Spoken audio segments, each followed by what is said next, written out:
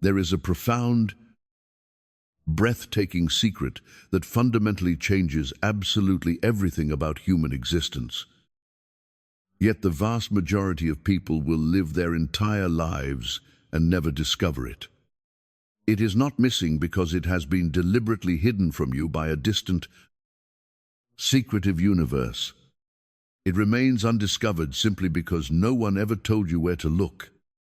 For your entire life, the heavy, conditioning forces of the world have convinced you that your spiritual identity is merely a fragile concept, a religious belief to be debated, or a distant state of perfection that you must exhaustingly strive to earn. You have been taught to search frantically outward, hunting for healing, grasping for peace, and begging for material abundance. You have looked to the external horizon, hoping that a distant God will eventually look down upon your suffering and magically change your terrifying human circumstances. But you must completely halt this agonizing outward search. The spiritual self you carry inside is not a metaphor. It is a living, breathing reality of consciousness. It already exists, fully formed, completely unblemished, and entirely whole beneath every fear, every desperate struggle, and every agonizing doubt you have ever known. The true spiritual work is absolutely never about building something new to please the divine. It is the quiet, radical uncovering of what has always been there. Drop the exhausted, heavy armor of your human striving. Stop pleading with the heavens to fix the shadows on the earth. Turn your inner gaze away from the blinding noise of the material world and prepare to step into the silent, majestic reality of the self you simply forgot you had. To step fully into this living, breathing transformation, a transformation that literally rewires how you perceive yourself and the terrifying world around you. You must first confront and completely abandon a devastating foundational error. There are two distinct ways that human beings attempt to relate to the divine, but only one of them actually possesses any spiritual power. The first, and by far the most common, is petitionary prayer. Since childhood, the unawakened carnal mind has trained you to approach God through a posture of desperate begging, pleading, and anxious negotiation. When a crisis strikes a failing physical body, a collapsing bank account, or a shattered relationship, your automatic biological instinct is to fall to your knees and beg a distant, external power to forcefully intervene in your life. You must look with absolute, unflinching honesty at the hidden, destructive mechanics of this approach. Petitionary prayer fundamentally treats God as a separate entity dwelling outside of your own consciousness, a distant monarch or judge who may or may not be convinced to respond to your desperate tears. Because this kind of prayer starts entirely from a deeply rooted feeling of separation and absence. It violently reinforces the exact illusion it is trying to escape. When you beg for healing, you are making a loud, unconscious declaration to the universe that the disease is your ultimate reality. You are praying from a state of crushing emptiness, validating the existence of the lack, and therefore, you inevitably remain empty. You are standing in the middle of an infinitely flowing river, screaming desperately for a single drop of water. Wholeness. Goldsmith spent decades dismantling this tragic illusion, offering a revelation that turns the entire human approach to spirituality completely inside out. He introduced the profound, mystical practice of recognition, prayer. Recognition prayer is entirely, radically different from human petition. It absolutely never asks God to do something. It does not attempt to manipulate the infinite to fix a temporary human problem. Instead, it is the silent, unshakable acknowledgement of what spiritual reality already is. When Goldsmith first taught this, his students' unawakened minds would violently rebel. They would scream, "But my pain is real, my debts are real, I need my circumstances to change right now." And his uncompromising answer remained eternally the same. The change you so desperately seek must begin entirely in your consciousness. Absolutely never in the outer circumstance. When you finally stop approaching your spiritual life as a frantic, exhausting negotiation and begin approaching it as a pure recognition, something miraculous happens. A heavy, suffocating weight that you did not even realize you had been carrying for decades begins to lift. But what exactly is this spiritual self that you are recognizing? Goldsmith called it the Christ consciousness. He did not use this term as an exclusive religious label or a historical concept.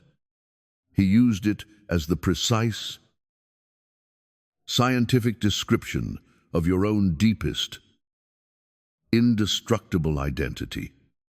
The spiritual self is the part of you that was absolutely never born into human fear. It has never been conditioned by your professional failures, and it has never been wounded by the brutal rejections of the world. It is the silent, eternal I that existed long before you were given a human name, a personal history, or a terrifying medical chart. Goldsmith often delivered a single sentence that, when truly understood, possesses the power to dismantle years of false human identity in an instant. You do not have a spiritual self the way you have a job or a house. You are the spiritual self. Absolutely everything else is merely what you have temporarily, mistakenly believed about yourself. The terrified human ego is just a costume you have worn so long that you forgot how to take it off. This profound distinction is not merely abstract mysticism designed to make you feel poetic. It carries direct, life-altering practical consequences. When you slowly, deliberately begin to identify completely with this unblemished spiritual self rather than the panicked, reactive ego mind, the terrifying triggers of your human life begin to lose their absolute authority. The situations that once sent your nervous system into blinding panic slowly begin to feel manageable. The ancient, agonizing psychological wounds begin to lose their hypnotic grip.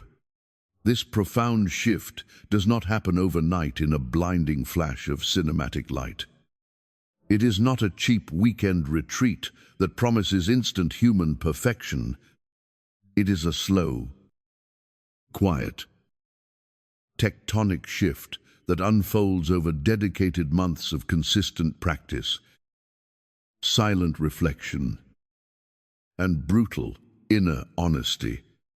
But as you continue to gently and persistently substitute the illusion of the begging human for the reality of the Christ consciousness, you stop feeling like a fragile person desperately struggling to survive a hostile universe.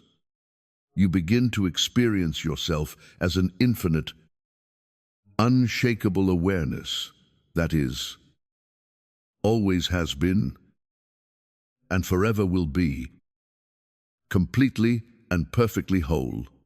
The genuine transformation of your human experience absolutely does not begin in a dramatic, cinematic moment of blinding light.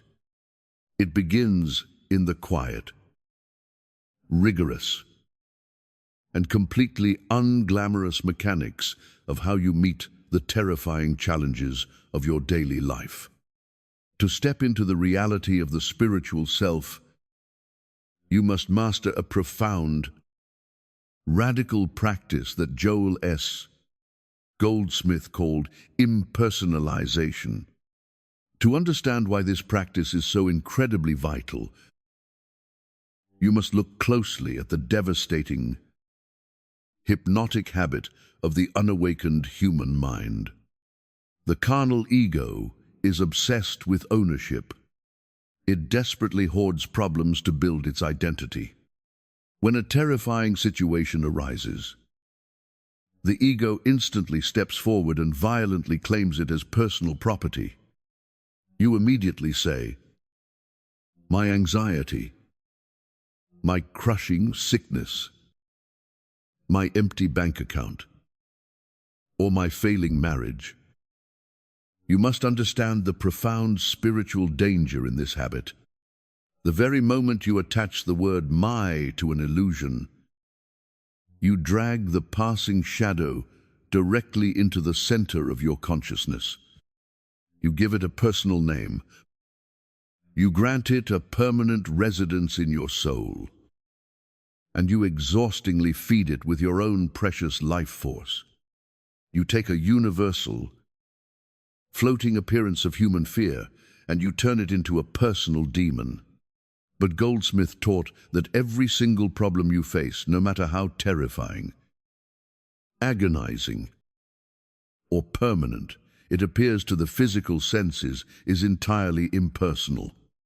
It is an impersonal condition of the human mind, an energetic pattern floating through the collective belief in separation. And it has absolutely no permanent claim on your true spiritual self. The practice of impersonalization is the deliberate, uncompromising refusal to give a human problem your divine identity. It works like this. The next time a difficult thought, a sharp physical pain, or a terrifying wave of panic arises, you must immediately stop, pause, take one slow breath. Instead of violently reacting and declaring, "I am sick," or "I am terrified," you quietly step back and say, internally, "This is an entirely impersonal appearance. It is a passing shadow in the human dream. It has no divine authority, and it has absolutely no power over my spiritual self." You absolutely do not fight the condition. You do not exhaust yourself trying to psychologically suppress the fear, because fighting a shadow only proves that you believe the shadow is real. You simply refuse to hand it the keys to your identity. In the first few weeks, this practice will feel incredibly dry and mechanical. Your terrified mind will scream that the pain is real and the danger is imminent.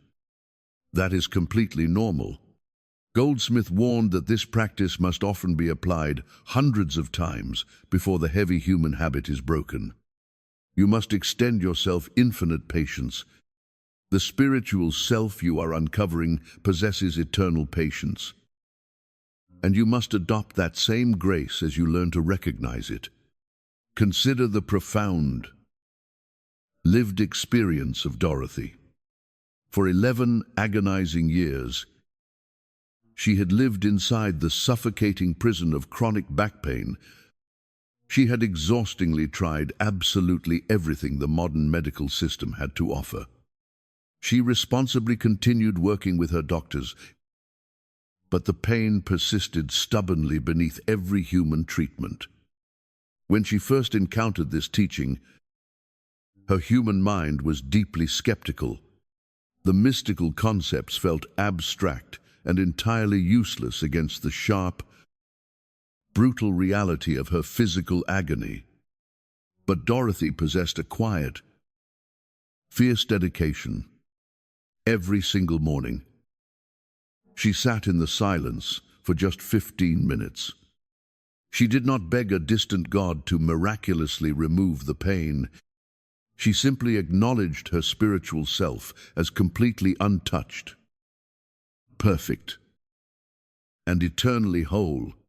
She did not foolishly ignore her doctors, and she did not engage in the psychological delusion of pretending the pain wasn't there. She simply added this quiet, unshakable recognition to her daily routine, week after week, with absolutely no frantic expectation of instant, magical results. By the third month, a profound, tectonic shift occurred. It was not a dramatic disappearance of the symptom, but a completely new relationship with the suffering. She realized she had stopped saying, "I am in pain." Instead, she began to notice a vast, silent awareness that was simply observing the pain, a self that was completely untouched by the physical sensation. That pure awareness grew stronger and more anchored with each passing week. After 7 months of consistent inner recognition alongside her medical care, the physical pain decreased significantly. But far more importantly, Dorothy stated that she had found a deep, indestructible inner stillness that remained perfectly intact even when the physical discomfort flared up. She had found the spiritual self, and that discovery was worth infinitely more to her than the physical relief itself. Now, look at the crushing psychological weight of Kenneth, a man who had struggled with severe, relentless anxiety for his entire adult life. This was not a casual, passing worry. It was the terrifying, paralyzing dread that violently wakes you at 3 in the morning with a racing heart and absolutely no logical cause. He had tried the medications, the years of therapy, and the modern breathing exercises. They offered temporary survival, but nothing ever uprooted the terror. When Kenneth began studying the infinite way, he was struck by one radical, uncompromising idea: anxiety, like absolutely all mental conditions, is not the truth of your being. It is an impersonal pattern. It is a heavy cloak that the unawakened consciousness has temporarily put on. But it possesses absolutely zero authority over the eternal spiritual self. This completely shattered Kenneth's worldview, because for 52 years, he had sincerely believed that the anxiety was simply who he was. He began practicing recognition prayer every evening in the dark. He stopped begging God to take the terror away. He simply sat in the quiet, absolute awareness that his spiritual self was fundamentally untouched by the chemical panic in his body. Some nights, the anxiety violently intensified in rebellion, but Kenneth stubbornly stayed with the practice, trusting the invisible process even when the human results were nowhere to be found. This gradual, patient practice directly through the center of human difficulty is exactly how the true inner work deepens. After 4 months, Kenneth noticed that a vast, quiet space had opened up between his true identity and the anxiety. The panic still occasionally arose in his nervous system, but he could peacefully observe it like a storm passing outside a window, rather than being violently consumed by it. For the first time in decades, Kenneth experienced the breathtaking realization that he was infinitely larger than his anxiety. He had finally recognized the untouched self.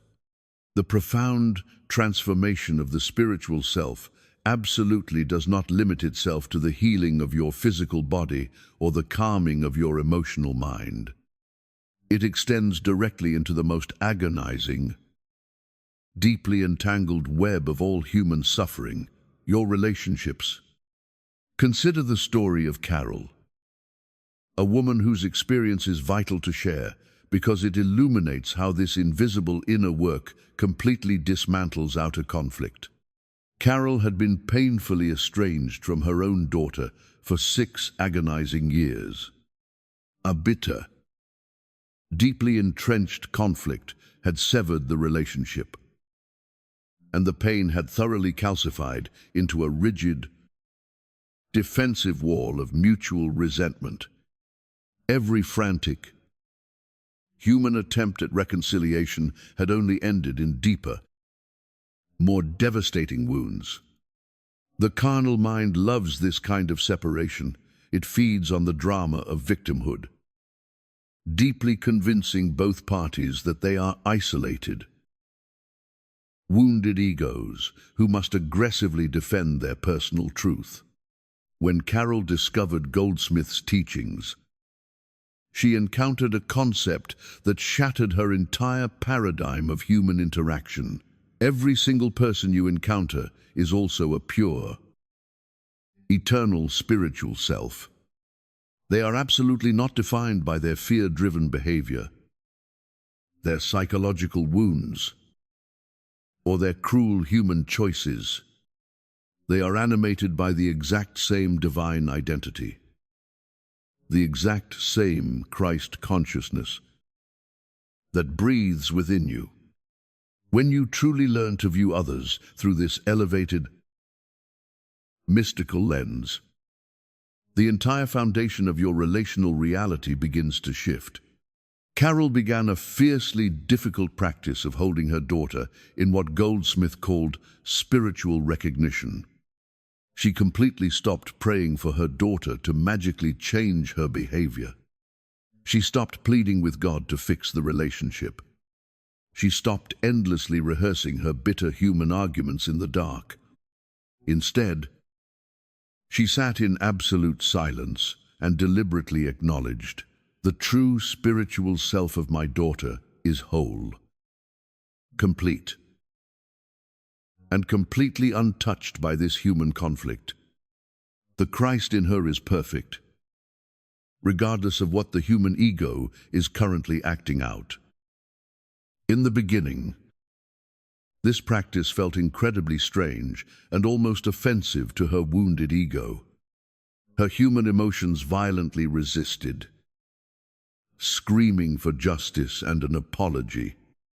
But she persisted, returning to the silent recognition day after day, week after week.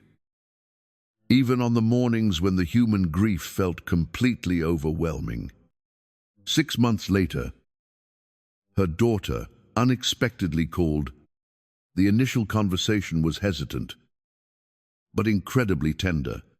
Carol absolutely did not preach to her daughter or mention her spiritual practice.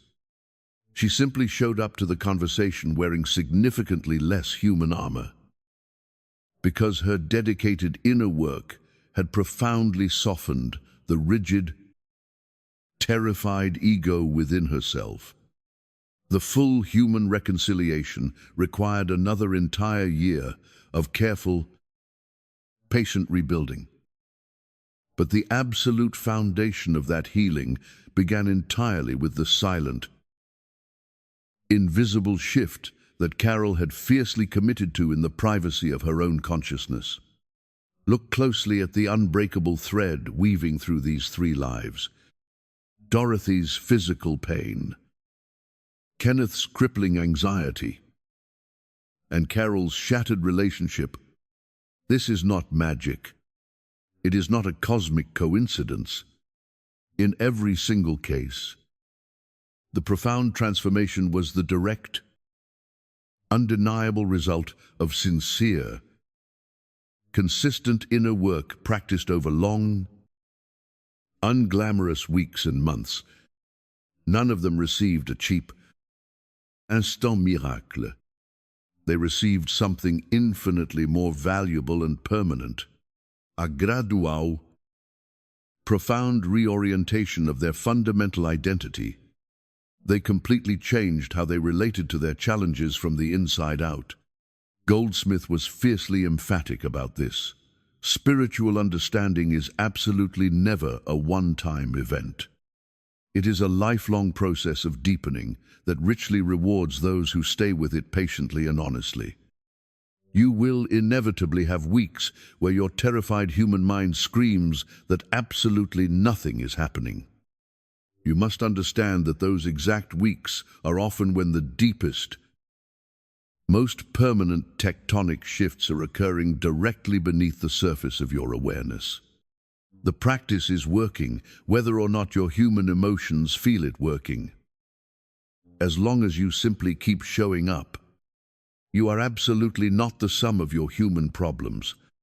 You are not your medical diagnosis, your traumatic history, or your broken relationships.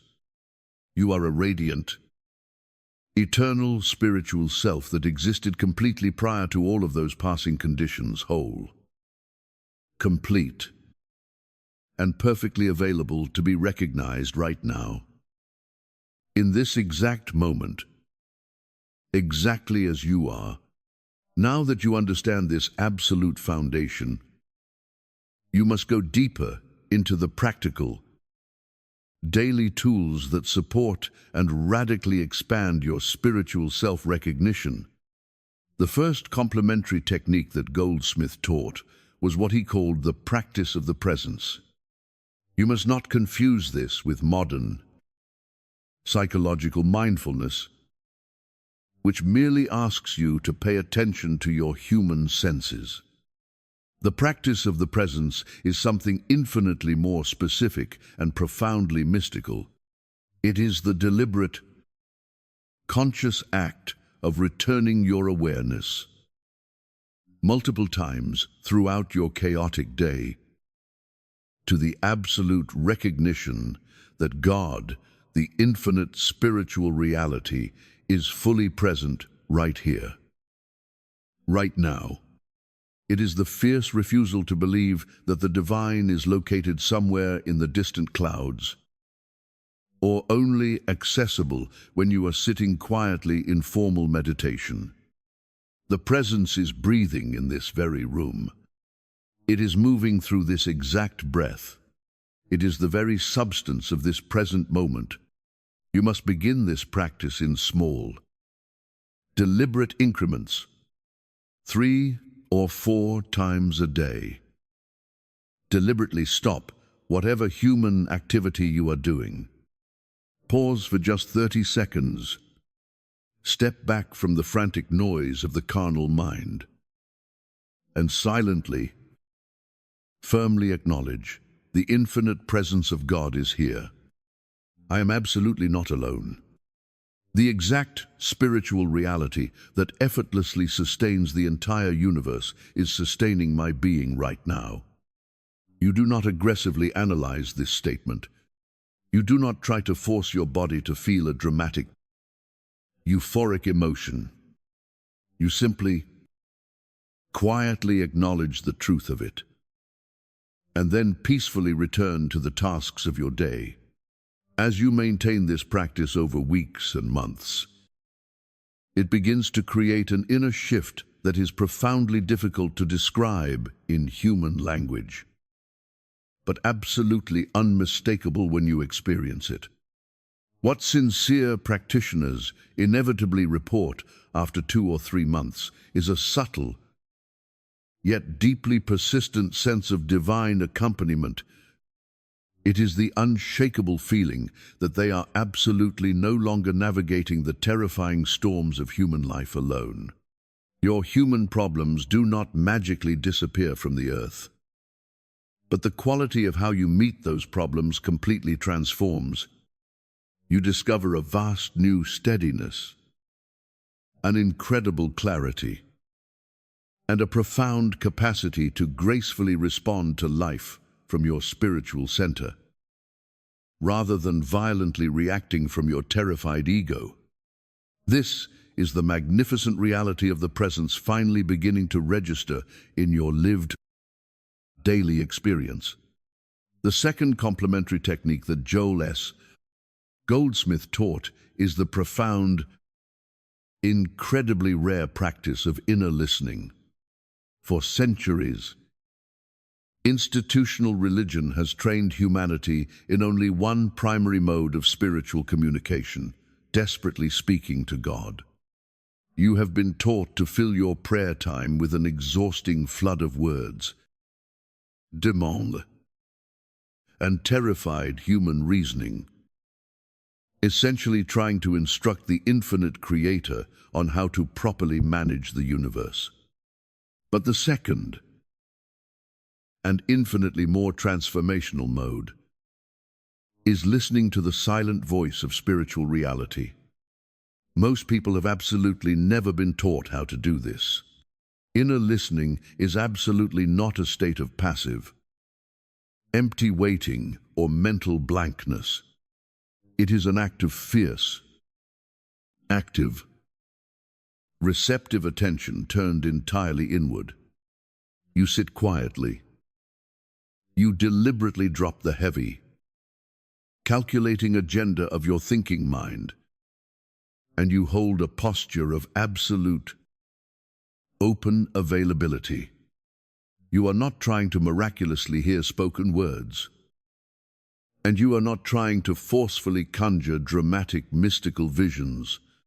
You are simply making yourself completely available to the subtle, silent movement of spiritual consciousness that Goldsmith beautifully called the still small voice. It speaks not in loud human drama, but in profound, majestic subtlety. Begin with just 5 minutes daily. Sit comfortably. Close your eyes. Take a few slow breaths and deliberately quiet the frantic machinery of the carnal mind. Then, ask inwardly, what is true right now? And then, you listen. You do not listen with your analytical, fearful intellect, desperately searching for a logical solution to your human problems. You listen with what Goldsmith described as the ear of the soul. You may not hear absolutely anything recognizable for weeks. The silence may feel deafening to an ego, addicted to noise. That is completely, entirely normal. The very practice of listening itself is already opening a sacred inner channel that repetition will steadily deepen. What sincere students consistently report is that after 6 to 8 weeks of this dedicated inner listening, something fundamental begins to shift in their human decision-making. They begin to notice a profound, intuitive clarity that simply was not there before. It is not a booming voice from the clouds. It is a quiet, unshakable inner knowing, a knowing of which direction to take, which relationship to nurture, and which terrified thought to instantly release. The spiritual self begins to seamlessly communicate through the very inner faculty you are patiently training.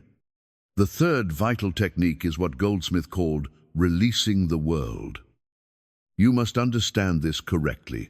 This absolutely does not mean physically withdrawing from human life, abandoning your daily responsibilities, or coldly denying the reality of your human experience.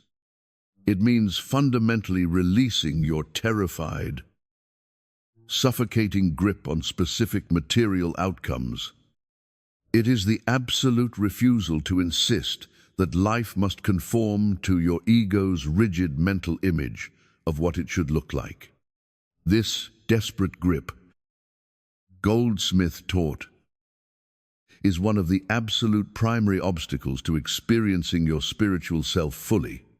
When you hold tight to a specific human outcome, when the carnal mind screams, "I need this relationship to be saved," I need this job to work out, or I need this physical health to be restored. Right now, you are operating entirely from the ego's blinding fear of loss. That intense fear creates a severe, violent contraction in your consciousness that instantly blocks the natural, effortless flow of spiritual reality. Releasing the world means completely loosening that terrified grip. You do not do this out of defeated resignation, apathy, or despair, but out of profound, absolute trust. The practice is simple to describe, but psychologically demanding to execute. When you notice your human mind frantically clinging to a particular outcome, you must immediately pause. Step back into the awareness of the inner temple and silently declare, I release this entirely to the infinite wisdom of the spiritual self. I completely trust the divine outcome that serves the highest good, even if it is completely different from what my terrified human ego currently wants. And then, you must genuinely try to mean it not as a repetitive, magical formula, but as a brutal, honest act of total inner surrender. In the beginning, you will release the problem, and then 3 minutes later, your panicked mind will instantly reclaim it. That is the entirely mechanical nature of the human ego. The true practice is in the unwavering return again and again, 1,000 times if necessary, to the quiet posture of trust. This specific technique softens a fundamental, agonizing anxiety that most people carry beneath absolutely every human pursuit. It creates the necessary, silent space for divine outcomes that the limited ego mind could never have possibly planned or imagined. These 3 profound techniques, practicing the presence, inner listening, and releasing the world, are absolutely not separate, disconnected disciplines. They work together as a single, perfectly integrated practice of spiritual self-recognition. As you develop them in parallel, you will notice they reinforce each other in powerful, unexpected ways across your entire daily experience. Practicing the presence constantly reminds you that you are never, ever without infinite support. Inner listening helps you access the profound wisdom of your spiritual self directly, and releasing the world creates the vast, empty inner space required for spiritual reality to move through your human life without obstruction. Together, they form what Goldsmith described as a true consciousness of the spiritual self, a magnificent, unshakable way of being that gradually, permanently displaces the fearful, grasping orientation of the carnal ego. The timeline for this integration varies enormously from person to person. Some feel meaningful shifts within weeks. Others require many months before the changes become clearly perceptible. But Goldsmith was emphatic on this point. There is absolutely no spiritual shortcut. The depth of your transformation will be exactly proportional to the consistency and sincerity of your daily inner practice, and absolutely never to the emotional intensity of a single, extraordinary mystical experience. You are slowly building a completely new default relationship with yourself, not a fragile self defined by conditions, problems, and fears, but a majestic, eternal self that rests eternally in the quiet recognition of its own divine completeness. Let us speak with absolute, uncompromising honesty about the agonizing obstacles you will inevitably encounter on this path.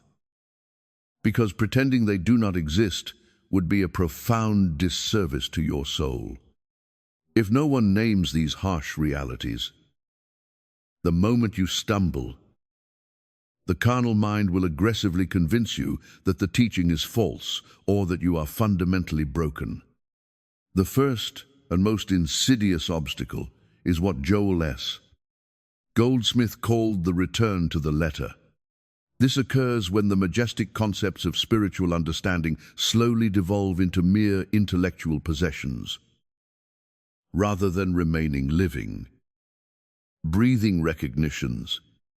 You know the right words. You can beautifully explain the mystical teachings to others, but the inner experience has gone completely flat. This happens to absolutely everyone who walks this path. You begin with genuine enthusiasm, and the concepts feel electric and transformational, but gradually, the practice becomes routine. Without even noticing, you slide from the pure recognition of spiritual truth to merely reciting it from memory. The outer form remains, but the living substance has entirely thinned out. The absolute solution to this dryness is not to abandon the practice, but to radically refresh your approach to it. Goldsmith recommended what he brilliantly called returning to the original shock. You must go back to the very first teaching or profound statement that genuinely cracked your ego open, and approach it again as if for the exact first time. Sit with it slowly. Demand to know what it truly means. Let it completely challenge you again, rather than allowing your intellect to simply confirm what you think you already know. Furthermore, you must practice periods of complete, unstructured silence, what Goldsmith called resting in the unknown. You deliberately put down all the heavy books, all the specific techniques, and all the mental frameworks. You simply sit in wide open awareness with absolutely no spiritual agenda. It is very often in these completely unstructured silences that the deepest, most authentic recognitions arise spontaneously, entirely unsummoned by the human will. The second major obstacle is the devastating human expectation of constant, linear progress. Many sincere practitioners completely abandon their spiritual work at the exact moment it is working most deeply, simply because the outer, material changes, they demanded, have not appeared on the exact schedule their ego imagined. They compare their messy inner timeline to the dramatic stories of others and conclude that the presence of God has failed them. But Goldsmith was fiercely clear on this point. Genuine spiritual transformation absolutely does not proceed in a straight line. It moves in vast, sweeping spirals. You will return to familiar, agonizing territory again and again, but each time from a slightly higher, more integrated vantage point. What feels to the terrified human mind like a catastrophic regression is very often the profound process of integration. What feels like endless stagnation is often the deepest kind of inner work happening entirely below the threshold of conscious awareness. You must extend yourself the grace to have slow, entirely unglamorous months. Give yourself permission to feel absolutely no different on a given Tuesday than you did the day before. The cumulative, tectonic effect of consistent practice across months and years is something that simply cannot be evaluated week by week. A river carves a magnificent canyon, not by a single, dramatic rush of water, but by the patient, persistent flow of entirely ordinary days. If you find your ego screaming to quit, heed Goldsmith's specific counsel. Do not quit on a difficult day. Make an absolute commitment to continue for 30 more days. Regardless of how dry or mechanical it feels, and only then evaluate, almost without exception. Those who honor that silent commitment find that the agonizing dry period was actually a massive turning point, not a dead end. The third obstacle is the incredibly subtle, deceptive trap of personal will. This is extraordinarily difficult to recognize because it masquerades perfectly as dedicated spiritual effort. You are trying very hard to understand your spiritual self. You are pushing your daily practice with intense, gritted teeth determination. But the pushing itself has secretly become a new form of ego control and ego control. No matter how sincere or spiritually dressed up it may be, absolutely blocks true spiritual recognition. The infinite spiritual self cannot be violently forced into view. It cannot be captured by the intellect. It can only be recognized. And recognition requires a quality of profound inner stillness and receptivity that intense human effort completely destroys.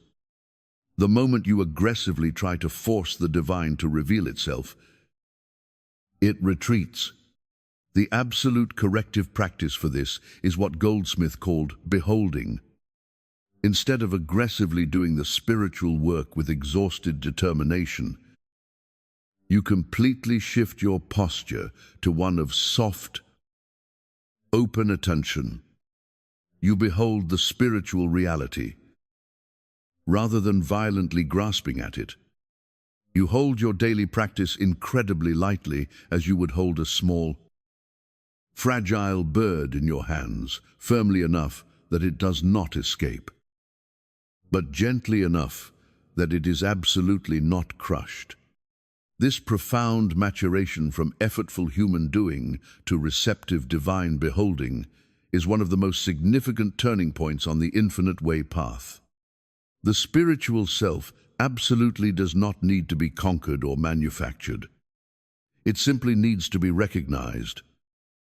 And recognition is a pure act of surrender, never an act of force. Finally, you will face the fourth and perhaps most tender human obstacle, the overwhelming temptation to return to petitionary prayer in moments of absolute crisis. You have practiced pure recognition during ordinary days, but suddenly, a terrifying medical diagnosis arrives. A financial collapse occurs, or a devastating relational loss shatters your world.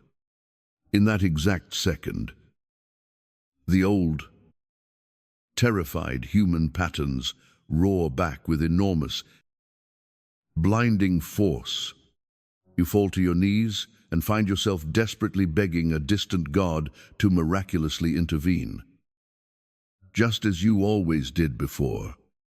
Goldsmith did not condemn this. He understood it with absolute compassion. The pull toward begging in a crisis is deeply human. The spiritual error is not in feeling that terrified human pull. The error is in believing that the terrified pull represents the ultimate truth of your identity. It merely represents the panicked carnal mind. In those moments of acute fear, you do not need to demand perfect spiritual execution from yourself. You simply need the willingness to return to the recognition of the inner temple as quickly as you honestly can. Even after you have wept and pleaded, you can take a breath and whisper, "I am willing to remember that my spiritual self is whole."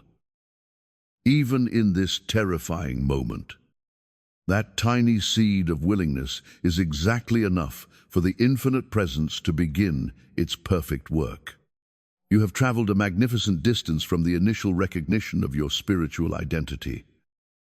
Navigating the practical techniques and the entirely predictable human obstacles, Now, you must move into the phase of advanced integration.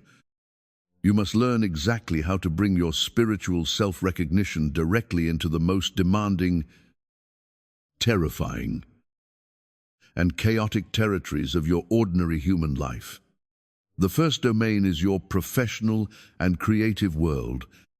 The unawakened human mind experiences the workplace purely as a brutal battlefield, a domain governed entirely by exhausted performance, fierce competition, and the desperate pursuit of ego achievement.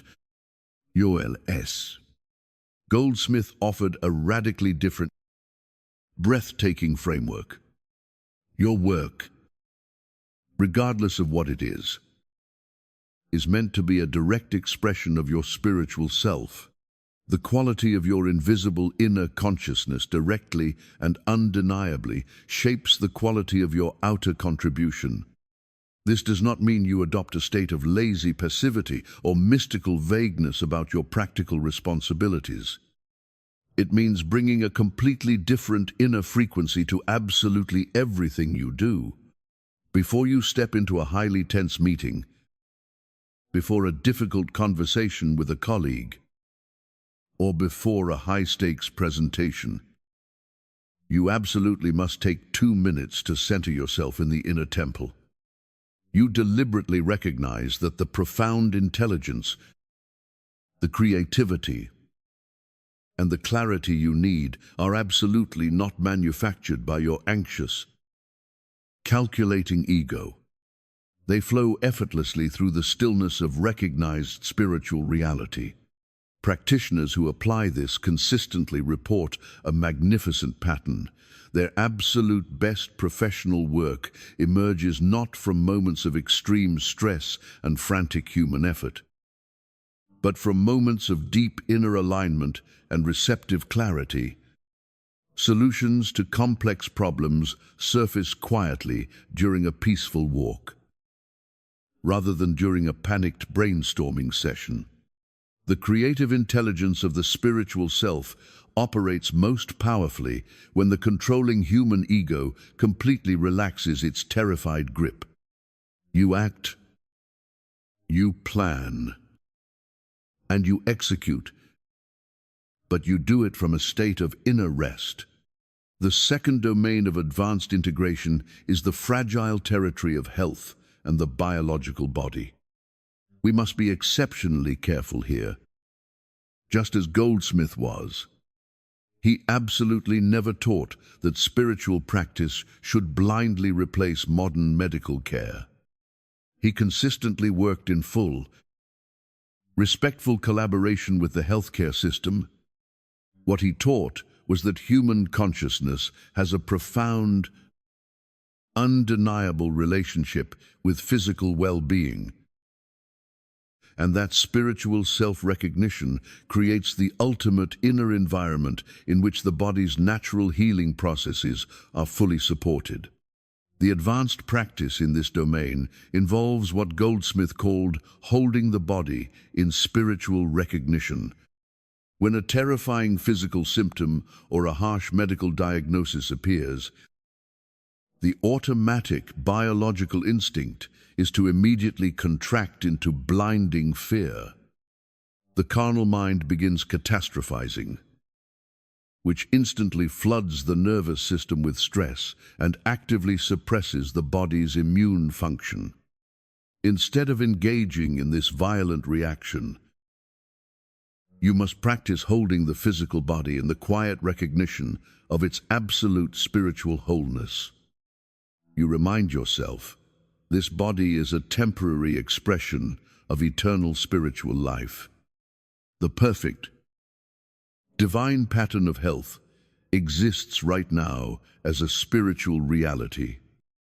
You are absolutely not engaging in the psychological denial of your symptoms. You go to the doctor. You take the medication. You follow the practical medical guidance. But alongside those vital human steps, you fiercely maintain an inner posture that refuses to surrender your ultimate spiritual identity to the medical chart. The diagnosis accurately describes a temporary physical condition. It absolutely does not describe your eternal spiritual self. You hold both realities simultaneously, letting the medicine treat the form while the recognition sustains the soul. The third domain is your deeply conditioned relationship with money and material provision. This is an area where mystical teachings are frequently misunderstood and violently distorted by the human ego. Goldsmith did not teach that spiritual practice is a magical slot machine that produces financial wealth as a reward for good behavior. He taught something infinitely more profound. The fearful, desperately grasping relationship most people have with money is, in itself, the primary obstacle blocking the steady, sustainable experience of divine provision. The advanced practice here requires one radical, terrifying shift. You must completely release the arrogant human belief that you are personally responsible for manufacturing your own supply.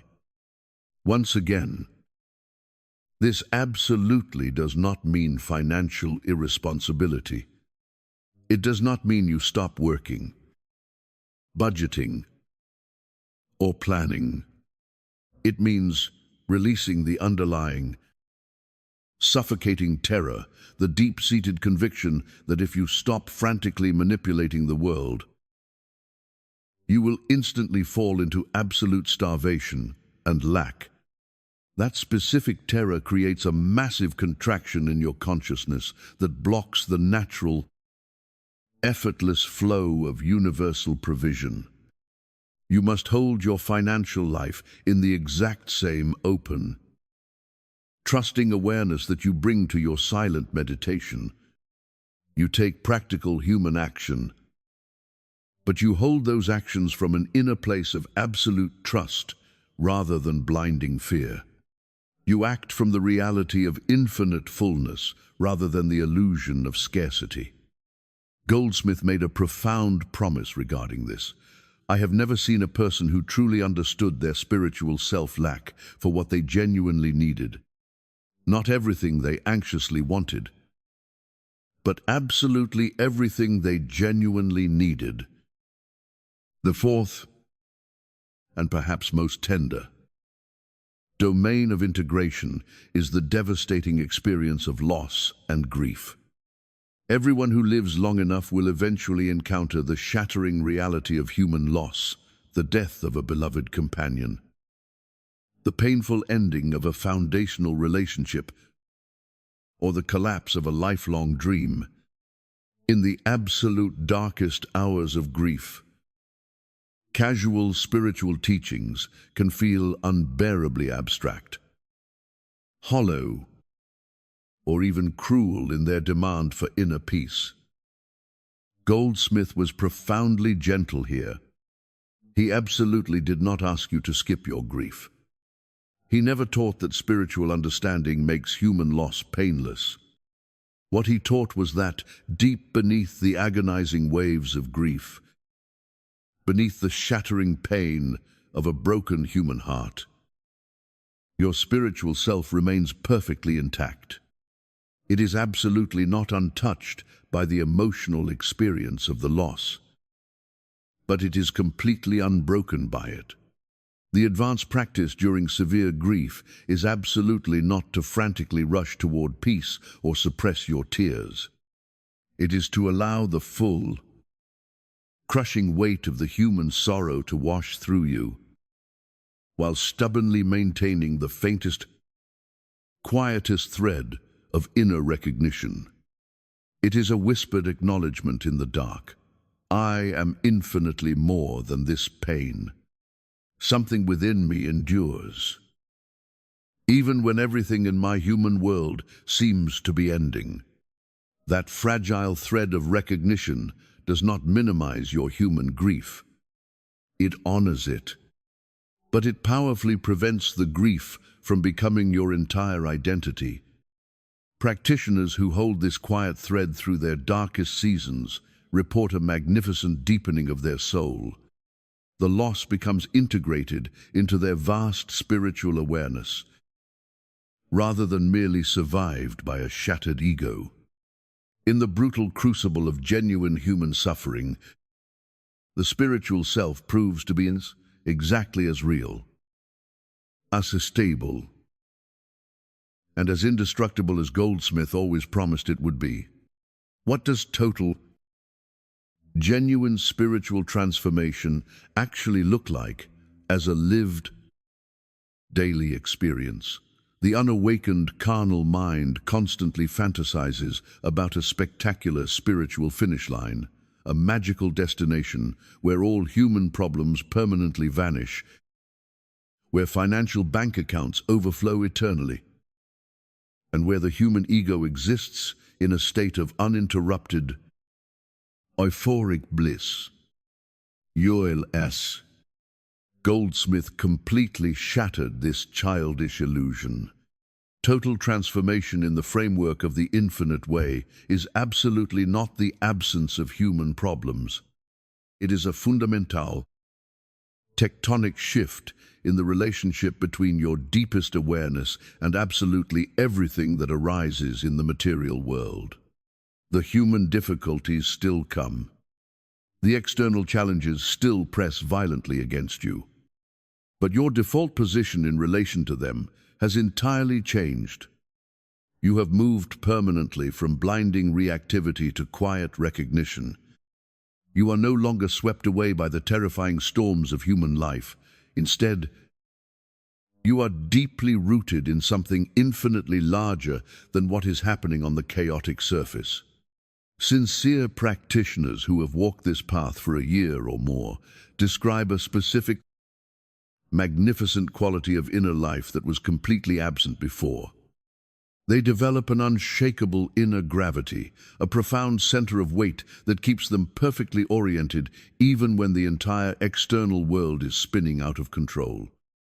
This ground of being is your spiritual self finally becoming familiar to you. Absolutely not as an intellectual concept, but as a living, breathing reality. The more you practice recognizing it, the more it becomes your permanent default experience. And as it does, your entire outer life begins to effortlessly reorganize itself around this inner stability. One of the most surprising and breathtaking aspects of genuine spiritual transformation is how it completely revolutionizes your human relationships. Not just the difficult, broken ones, but absolutely all of them. When your core identity is no longer frantically constructed from human fear, desperate approval seeking, and the exhausting need to be constantly validated by the outside world, you begin to show up in the presence of others with an entirely new frequency. People feel it, even if they cannot name it. You become significantly less reactive and infinitely more responsive. You develop the rare, magnificent capacity for true listening, not the superficial human listening where you are anxiously formulating your next response, but a profound state of being completely present to another soul's reality without judgment. Furthermore, as you deepen in your spiritual self-recognition, the exhausting mirror function of human relationships entirely dissolves. Other people's erratic, fear-driven behavior completely loses its power to destabilize your peace. This is not because you have become cold, aloof, or indifferent to their suffering. It is because your absolute sense of self is no longer dependent on their human responses. You discover the breathtaking freedom of being able to care deeply and passionately about other human beings without secretly needing them to behave in specific, scripted ways in order for you to feel whole. You are completely whole already. This absolute relational freedom is one of the most liberating, magnificent gifts the spiritual path ever offers. You become a true healing presence in the world, not through dramatic, exhausting acts of charity, but through the pure, unblemished quality of consciousness you naturally carry into every single room you enter. Let us speak with absolute clarity about what this lifelong journey asks of you from this moment forward. It demands a delicate, magnificent balance. It asks for absolute consistency, but without harsh human rigidity. It asks for burning sincerity, but without exhausting perfectionism. It asks for infinite patience, but without lazy passivity. These are incredibly difficult balances to maintain for the human ego, but they are the exact divine qualities that the spiritual path effortlessly develops within you as you practice them imperfectly over time. There will be seasons of profound, genuine inner richness. You will have days and weeks when the mystical teachings feel electric and alive, when the daily practice flows effortlessly, and when the recognition of your spiritual self is crystal clear and magnificently sustaining. Treasure those beautiful periods. Let them deeply anchor your absolute conviction that what Goldsmith taught is undeniably real. But you must absolutely not make those euphoric days your measuring stick, because there will also inevitably be dry, agonizing periods, times when the practice feels completely empty, when the sacred concepts seem hollow, and when the terrifying ego whispers that you have simply been telling yourself a comforting psychological story. These dark periods are absolutely not evidence that the path is false. They are merely evidence that you are navigating a human experience, and that the spiritual life includes necessary seasons of apparent dormancy that always precede a magnificent new flowering. What will sustain you perfectly through both the rich seasons and the agonizing dry ones is something Goldsmith beautifully called the established knowing. It is a quiet, indestructible inner certainty that absolutely does not depend on fleeting human emotion. You know the spiritual self is real, not because you felt an emotional high today, but because you have touched it in the silence enough times, across enough ordinary days, to completely trust its existence. That established knowing is your ultimate, infallible compass on this journey.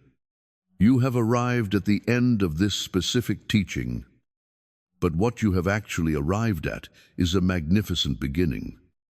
The profound recognition of your spiritual self is absolutely not a final destination you reach, so you can simply rest on your laurels.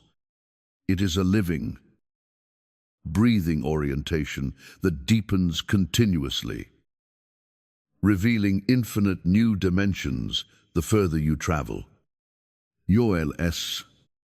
Goldsmith gave his entire, beautiful life to pointing humanity toward this single, extraordinary truth. You are absolutely not who you think you are. You are not the fragile sum of your human wounds, your professional failures, your biological fears, or your unfulfilled earthly hopes. You are a majestic, eternal spiritual self of infinite depth and absolute completeness. You are merely, temporarily, wearing the fragile costume of a human life. And for decades, you tragically mistook the costume for the wearer. When you truly understand this, not as a comforting phrase, but as a living recognition that arises in the absolute stillness of genuine inner practice, everything changes. The transformation happens in the only place where permanent change is ever possible, in consciousness itself. This is your ultimate invitation. not to a flawless human performance, but to a genuine, uncompromising engagement with the absolute deepest truth of who you are. Your spiritual self has been waiting with infinite patience for exactly this moment of recognition. It is here now. It has always been here, and it is yours entirely, unconditionally, and forever. Let the exhausted machinery of your human mind power down completely. Sink into the majesty of your own eternal presence. If your understanding of your true identity has expanded through this journey, leave the words "I am transformed" in the comments below to silently and powerfully confirm your new path. Rest now in the truth of what you have always been.